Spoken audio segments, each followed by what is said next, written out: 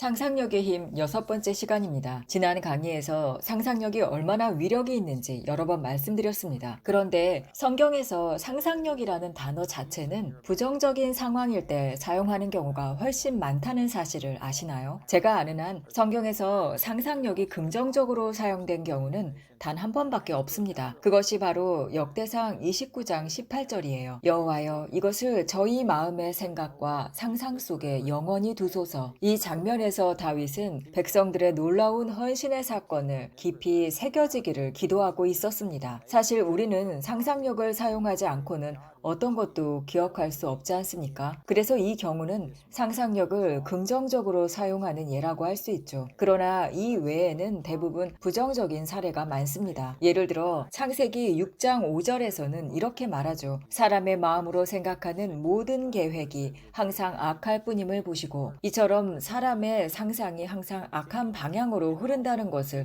하나님이 말씀하셨죠. 그리고 고린도 후서 10장 3절에서 5절은 우리가 육신 가운데 행하나 육신을 따라 싸우지 아니하노니 우리의 싸우는 무기는 육신에 속한 것이 아니요 오직 하나님 앞에서 견고한 진을 파하는 강력한 무기라. 하나님의 아는 것을 대적하여 높아진 모든 이론을 무너뜨리며 모든 생각을 사로잡아 그리스도께 복종하게 하느니라. 즉 바울은 하나님의 지식에 대항하여 높아진 상상과 생각들을 무너뜨려야 한다고 강조합니다. 결국 성경에서 상상력을 언급할 때는 대부분 그것이 부정적인 결과를 가져올 때를 말하고 있습니다. 저는 오랫동안 이것에 대한 질문을 품고 있었죠. 상상력이 그렇게 강력하다면 왜 성경에서는 상상력을 긍정적인 데 사용하는 예가 거의 없는가 하고요. 몇 년 동안 하나님께 계속 여쭤봤습니다. 하나님, 왜 상상력의 긍정적인 예가 성경에는 거의 없습니까? 그러던 어느 날 로마서 8장을 읽고 있었습니다. 그날은 특별히 상상력에 대해 생각을 하고 있지도 않았죠. 이런 말씀이 나왔습니다. 피조물이 다 이제까지 함께 탄식하며 함께 고통을 겪고 있는 것을 우리가 아느니라. 그들뿐 아니라 우리 곧 성령의 첫 열매를 받은 우리까지도 속으로 탄식하여 양자될 것, 곧 우리 몸의 속량을 기다리느니라. 우리가 소망으로 구원을 얻었음이니 보이는 소망은 소망이 아니니 보는 것을 누가 바라리요. 여기 24절에 우리가 소망으로 구원을 얻었음이니 라는 구절을 읽다가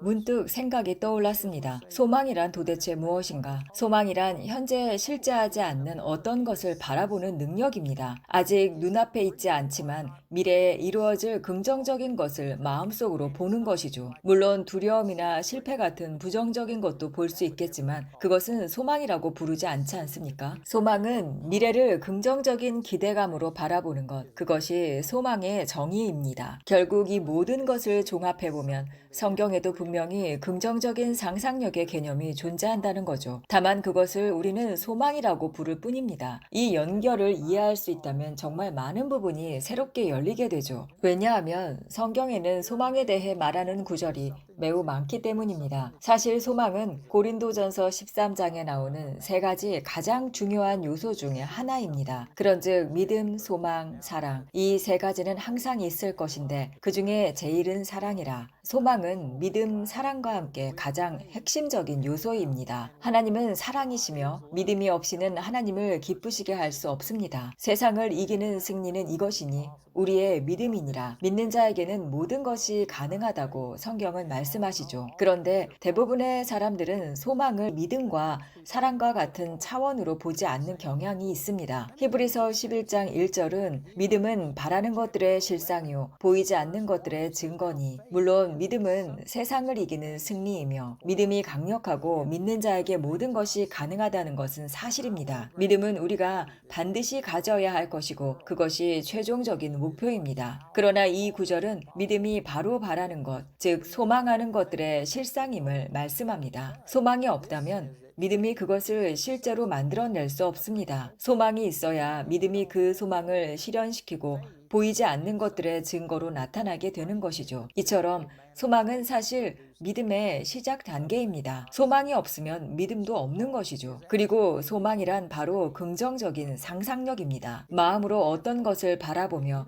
긍정적인 결과를 기대하는 능력이 바로 소망입니다. 아주 단순하고 당연한 것인데 우리는 왜 소망 갖는 것을 오해하며 가치를 두지 않는 걸까요? 어쨌든 이 소망에 대한 새로운 인식을 한다면 우리 안에 긍정적인 상상력, 즉 긍정적인 소망이 얼마나 중요한지 알 수 있습니다. 만약 내면에 부정적인 이미지가 자리 잡고 있다면, 예를 들어 의사로부터 불치병을 진단받은 것이 실제로 이루어지는 것을 상상한다거나 빚독촉을 상상한다거나 결혼 생활이 파탄나는 장면 등을 떠올리는 것, 이렇게 부정적인 이미지를 가지고 있다면 그것은 소망의 반대이며 결국 우리를 반대 방향으로 끌고 가는 겁니다. 소망은 아주 강력합니다. 믿음은 바라는 것들의 실상이요 라는 말씀처럼 믿음은 소망 위에 세워집니다. 저는 이것을 제가 좋아하는 찰스 캡스 목사님의 비유로 설명하고 싶습니다. 찰스 목사님은 농부 출신으로 목사가 되신 분입니다. 찰스 목사님은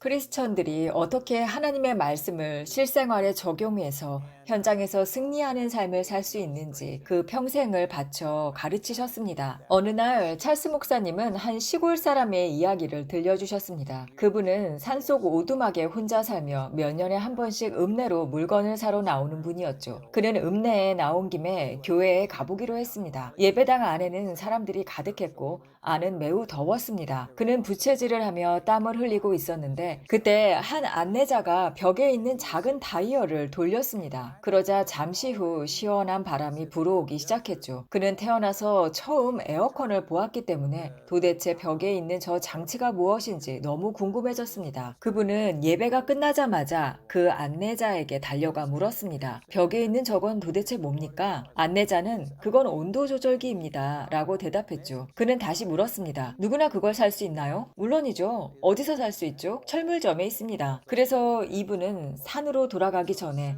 철물점으로 가 온도 조절기를 하나 샀습니다. 집으로 돌아와 벽에 설치한 후 더워질 때마다 온도 조절기를 돌렸죠. 하지만 아무리 돌려도 시원한 바람은 나오지 않았겠죠. 왜냐하면 온도 조절기 자체는 냉방을 만들어내는 본체가 없지 않습니까? 온도 조절기는 냉방 장치를 작동시키는 조절 장치일 뿐이니까요. 이것이 바로 소망과 믿음의 관계를 잘 보여주는 비유입니다. 믿음은 세상을 이기는 승리이지만 소망은 믿음을 작동시키는 스위치와 같습니다. 소망이 우리 안에서 하나님을 믿도록 동기를 부여합니다. 만약 안에 긍정적인 상상력, 즉 긍정적인 소망이 없다면 믿음은 그저 잠자고 있을 뿐 아무 일도 하지 않습니다. 아무리 에어컨 본체가 있어도 온도 조절기가 없다면 작동하지 않는 것처럼 소망이 바로 믿음을 작동시키는 역할을 하는 거죠. 제가 아내와 함께 아주 가난하고 어려웠던 시절이 있었습니다. 그때 우리는 정말 형편없는 차를 몰고 다녔죠. 사실 차라기보다는 고물에 가까웠습니다. 새 차가 필요했지만 살 돈이 전혀 없어서 엄두도 못 냈죠. 그러나 우리는 새 차에 대해 이야기하기 시작했습니다. 우선 차가 얼마인지 할부금은 어느 정도 되는지 알아보자는 생각이 들었죠. 욕심을 내거나 기대한 건 아니었고 그저 알아보자는 실질적인 판단이었습니다. 우리는 자동차 매장에 가서 견적을 알아봤죠. 딜러샵에 가자 세일즈맨들이 이 과정을 너무 잘 알고 있었던 것 같습니다. 나는 단지 가격과 정보를 알고 싶었을 뿐인데 세일즈맨은 일단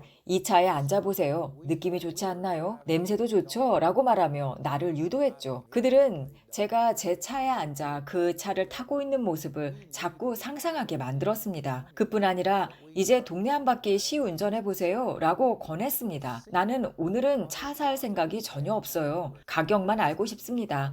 라고 말했지만 끝내 그의 권유를 뿌리치지 못했습니다. 결국 그를 떼어놓기 위해 시운전을 했죠. 그런데 막상 시운전을 하니 차가 너무 부드럽고 좋았습니다. 당시 제가 몰던 차는 거의 폐차 수준이었기 때문에 너무 비교가 됐죠. 원래 저는 지금 당장 구입할 계획이 없었고 몇 달 후쯤 생각하고 있었지만 시운전을 마치고 집으로 돌아간 후 대부분의 밤을 새우며 어떻게 하면 이 차를 살 수 있을까 고민하기 시작했습니다. 그렇게 저의 믿음이 작동하기 시작했죠. 하지만 이 모든 것은 먼저 제가 그 차 안에 앉아 그 차를 타고 있는 제 자신을 상상했기 때문에 시작된 것입니다. 먼저 그것을 볼 수 있어야 합니다. 한번 제 안에 그 모습을 그리게 되자 믿음이 즉시 작동하기 시작했습니다. 이걸 어떻게 이루어낼 수 있을까? 어떻게 하면 돈을 마련해서 차를 사고 할부금을 갚을 수 있지? 하는 실질적인 계획을 세우기 시작했습니다. 이것이 바로 비전이 없을 때와 있을 때의 차이를 보여줍니다. 치유가 필요할 수도 있고 치유를 위한 기도할 수도 있지만 실제로 나 자신이 치유되어 있는 모습을 그리지 못하면 믿음이 작동하기 어렵습니다. 그러나 만약 하나님의 말씀을 통해 마음속에 그 그림을 그릴 수 있다면 변화가 시작되죠. 예를 들어 휴가를 갈 때 알러지 약이나 주사기를 더 이상 챙기지 않아도 되는 모습을 상상해 보는 거죠. 음식을 먹을 때 글루텐 프리를 걱정하지 않고 정상적인 사람처럼 음식을 먹는 것을 상상한다든가 휠체어에서 일어나 걷는 상상, 지금의 걱정거리들을 반대로 생각하는 것입니다. 한 번이라도 그 모습을 볼 수 있다면 이미 우리 안에 있는 믿음이 그 소망하는 것을 실상으로 만들어낼 것입니다. 믿음은 바라는 것들의 실상이요. 보이지 않는 것들의 증거이지 않습니까? 이때 보이지 않는 것들의 증거라고 했지 존재하지 않는 것들이라고 하지 않으셨죠. 우리의 치유는 이미 존재합니다. 우리 안에는 이미 하나님의 초자연적인 치유 능력이 있습니다. 다만 그것이 물리적인 영역에 아직 드러나지 않았을 뿐이죠. 믿음은 이 보이지 않는 영역, 영적인 영역에 있는 것을 물리적인 현실로 끌어내어 나타내게 합니다. 하나님의 말씀이 그려주는 그림처럼 자신을 바라볼 수 있다면 그 믿음이 작동하여 그것을 현실로 이루게 될 것입니다. 저는 이 말씀을 묵상하며 지금 제 삶에서 하나님께서 이루어가고 계신 수많은 일들을 생각하게 됩니다. 하나님은 제게 사역을 주셨고 지금 우리는 TV 방송도 하고 있죠. 16개의 네트워크, 450개의 개별 방송국, 그리고 인터넷을 통해 많은 사람들에게 복음을 전하고 있습니다. 수많은 일을 하고 있고 사역은 계속 확장되고 있지만 하나님께서는 계속 새로운 비전을 주십니다. 지금 저는 우리 사역의 규모를 2배로 확장하는 계획을 준비하고 있습니다. 지금 이미 우리가 이만큼 성장한 것 자체가 오직 하나님의 은혜로 가능했습니다. 그런데도 앞으로 하나님께서 이루실 더 큰 계획들을 보고 있습니다. 지금 제가 여러분께 가르치고 있는 이 원리를 저 자신에게 직접 적용하며 실천하고 있는 거죠. 저는 앉아서 모든 정보를 모으고 있습니다. 우리는 알지 못하는 것을 묵상할 수 없기 때문에 먼저 필요한 정보를 수집한 뒤 그것을 가지고 묵상하며 이 일이 어떻게 이루어질지 상상하기 시작합니다. 지금 카리스 바이브 칼리지 확장 프로젝트를 진행하고 있는데 학생 기숙사가 반드시 필요하죠.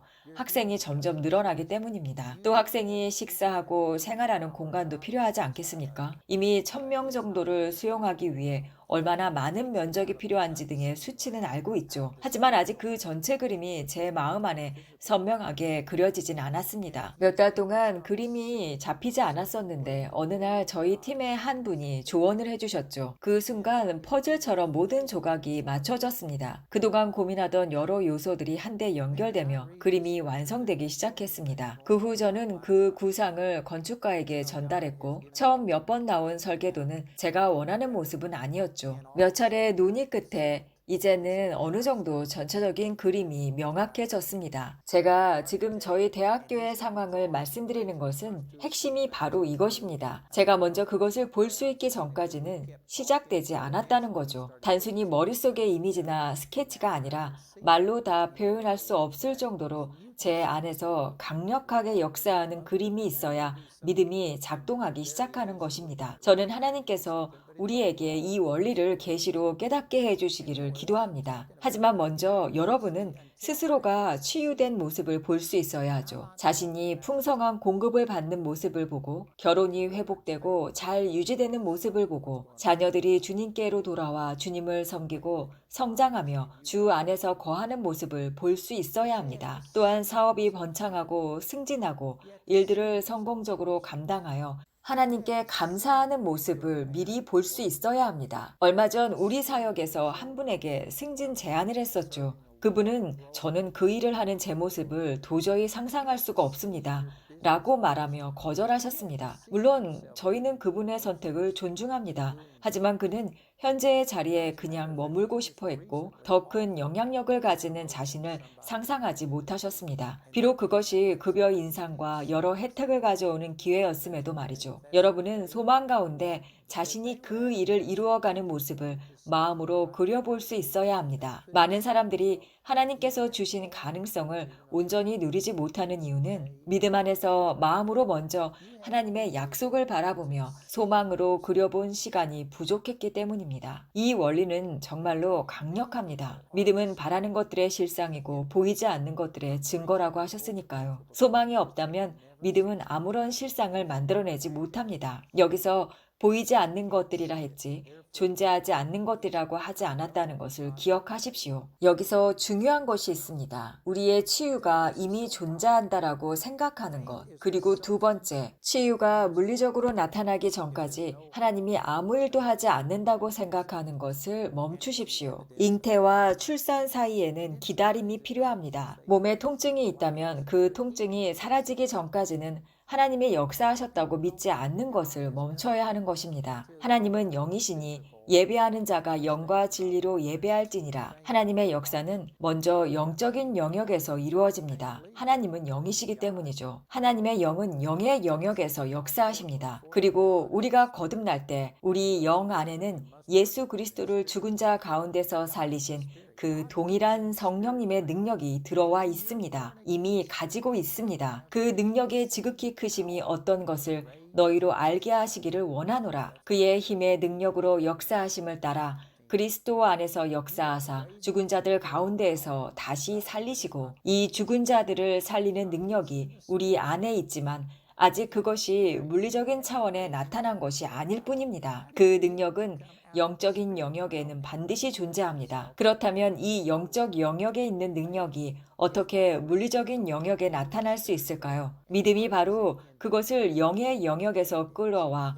물리적인 실체와 증거로 나타나게 합니다. 믿음이 실상을 만들고 증거를 만들어내죠. 하지만 믿음이 일하기 시작하려면 먼저 소망으로 그것을 마음에 그려야 합니다. 우리의 긍정적인 상상력이 그것을 먼저 마음속에 그려내야 믿음이 움직이기 시작합니다. 저는 이 원리를 여러분 모두가 계시로 받기를 기도합니다. 저는 이 원리를 실제로 삶에 적용해 왔고 그것이 물질적인 영역, 감정적인 영역과 관계의 영역에서 놀라운 결과들을 가져왔습니다. 이것은 실제로 작동합니다. 이것이 바로 하나님의 나라가 작동하는 방식이라고 생각합니다. 믿음, 소망, 사랑. 이 세 가지는 항상 있을 것인데 이 세 가지는 모두 강력하지만 믿음은 소망이 작동할 때 비로소 일하기 시작합니다. 사랑이 가장 중요한 것은 분명합니다. 사랑으로서 역사하는 믿음뿐이라. 갈라디아서 5장 6절. 그래서 이 모든 것엔 사랑이 기초가 되어야 하죠. 믿음, 소망, 사랑 이 세 가지 가운데 사랑이 가장 크지만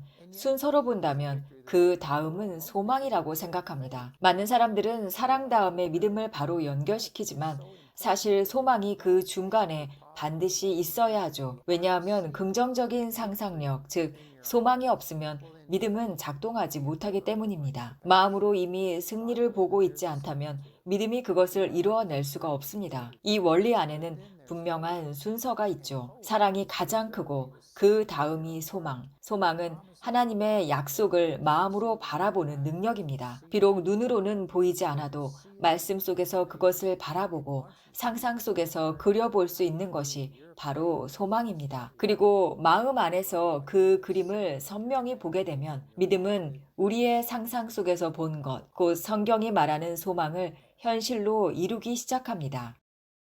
오늘 이 말씀을 통해 우리가 다시 한번 분명히 붙잡아야 할 것은 소망은 단순한 긍정적인 사고가 아니라 하나님의 약속을 마음으로 먼저 바라보는 영적인 눈이라는 것입니다. 우리는 하나님의 나라에 영원한 소망을 품고 살아가지만 이 땅을 사는 동안에 그 소망을 붙잡고 믿음으로 오늘을 또한 살아나가야 합니다. 지금 보이지 않는 하나님의 약속을 마음으로 바라보고 그 위에 믿음이 작동하여 하나님의 뜻이 현실 속에 이루어지는 것을 경험하게 되는 것이죠. 그런데 우리는 종종 소망을 품는 것 자체를 마치 욕심이나 세속적인 탐욕처럼 오해하기도 합니다. 혹시 내가 너무 원하는 건 아닐까? 하나님 앞에서 이것까지 바라는 게 맞는가? 하고 말이죠. 이런 것은 막연한 죄책감을 불러오기도 합니다. 그러나 성경은 분명히 믿음, 소망, 사랑 이 세 가지가 항상 있어야 한다고 말씀하십니다. 소망은 내가 만들어내는 것이 아닙니다. 하나님께서 우리 마음에 먼저 심어주시는 능력입니다. 우리는 그 소망을 믿음으로 붙잡고